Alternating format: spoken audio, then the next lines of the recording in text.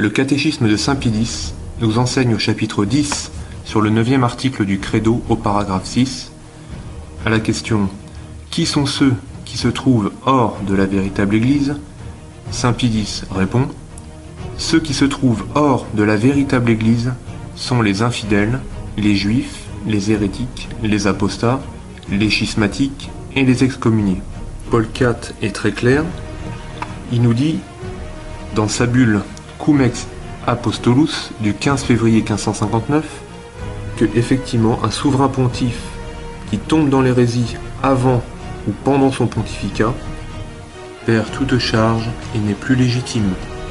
Aussi, saint Antonin, qui, dans sa Somme théologique, cité dans les actes du Vatican I, lors de la définition du dogme de l'infaillibilité, déclare « Dans le cas où le pape deviendrait un hérétique et se trouverait séparé de l'Église, rien que par ce fait et sans autre jugement. Une tête séparée du corps ne peut, tant qu'elle demeure dans cet état, être la tête du même corps dont elle a été coupée. Un pape qui serait séparé de l'Église par l'hérésie cesserait donc, rien que par ce fait, d'être la tête de l'Église.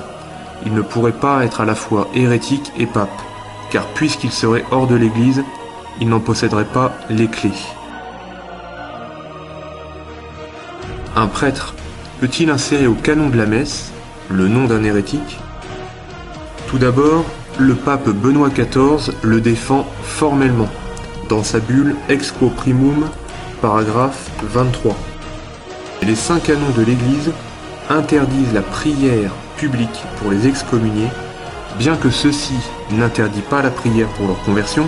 Toutefois, une telle prière ne doit pas prendre la forme de proclamer leur nom dans la prière solennelle durant le sacrifice de la messe.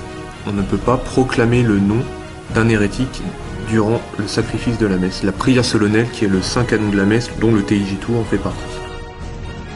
Le magistraire de l'Église n'a pas considéré cette question comme une simple opinion, que chacun était libre de décider de citer ou pas le nom de François. À partir du moment où on reconnaît que François est un hérétique, qu'il n'est pas le vrai vicaire de notre Seigneur, on ne peut plus participer en tant que catholique à des messes où son nom est cité dans le canon de la messe.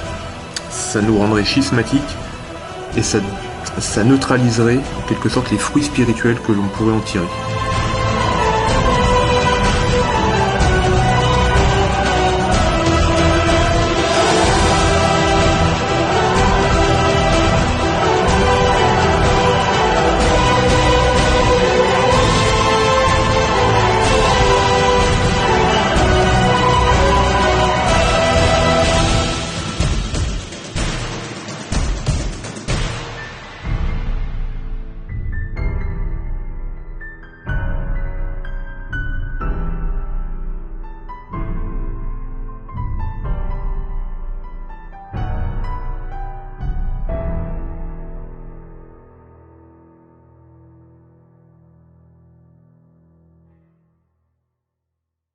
Le conservateur Novus Ordo doit donc décider quelle est la réponse à la première question fondamentale.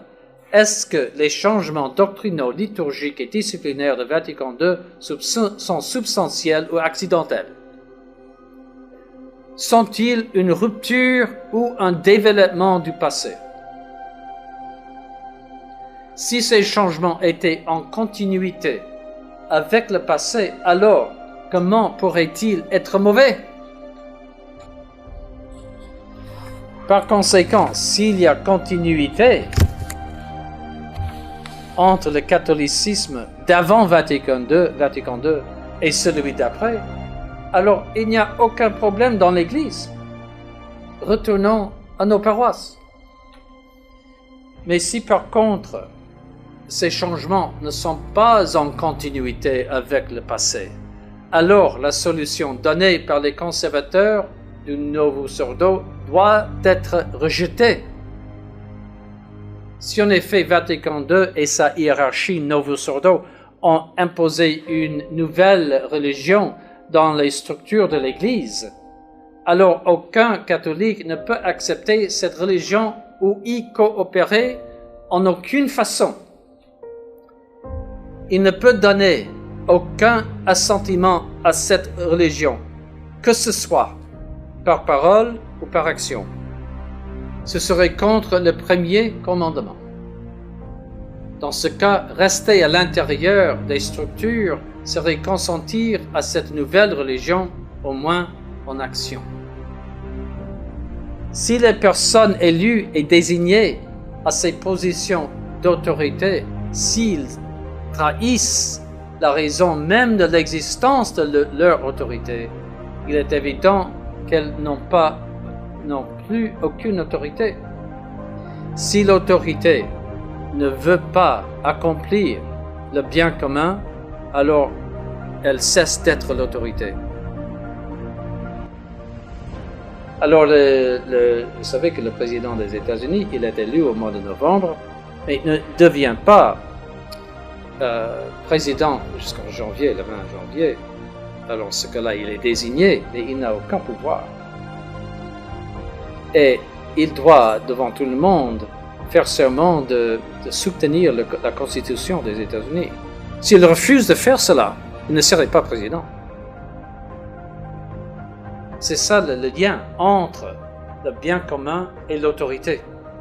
L'autorité de l'Église a une fin beaucoup plus élevée et demande beaucoup plus que l'autorité civile. Parce que la fin et le bien commun de l'Église sont des choses surnaturelles révélées par Dieu.